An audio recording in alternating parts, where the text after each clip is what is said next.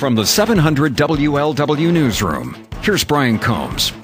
Big stories you're talking about on the big one today. New connector road on the riverfront. East Freedom Way is opening today.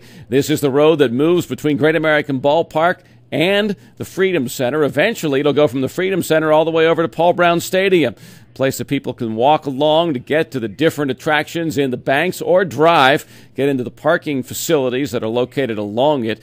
East Freedom Way goes right between some of the new apartments at the current project there at the banks and the new bar, the Holy Grail. Some of the other places will be opening as the year goes on. They think the second half of Freedom Way will be ready this fall, about the time the Bengals may be playing football if the NFL lockout ends. Green Township trustees are rejecting new public housing units in their community.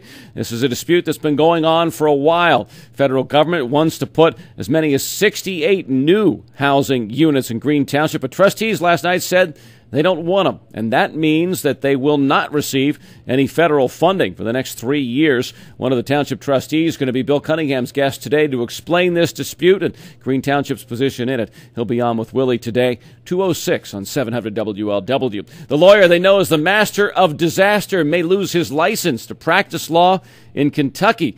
There's a hearing today for Stanley Chesley, who's facing disbarment. Some of Chesley's biggest victories have come in Kentucky after the Beverly Hills Supper Club fire and the fire at CVG involving an Air Canada plane. He filed successful lawsuits after both of those cases, won millions in jury awards.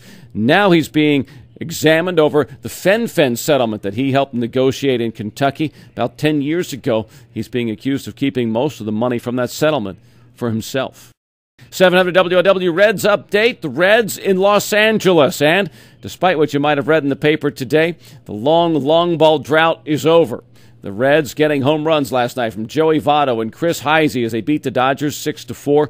Game 2 of that series is tonight. Airtime's 9:10 on the big one. The Reds 3.5 games back of the Brewers and Cardinals, who are now tied for first in the NL Central. When the Reds are away in August, Great American Ballpark is going to host Paul McCartney. And why not? Former Beatle has already played Crosley Field and Riverfront Stadium in his 50-year career. McCartney, who will turn 69 this weekend, going to be in Cincinnati on August 4th for a concert at Great American Ballpark. Tickets go on sale to the general public on Friday. They range from $19.50 all the way up to $250. Reds fans will get a chance to buy tickets early. Season ticket holders can purchase their seats beginning tomorrow.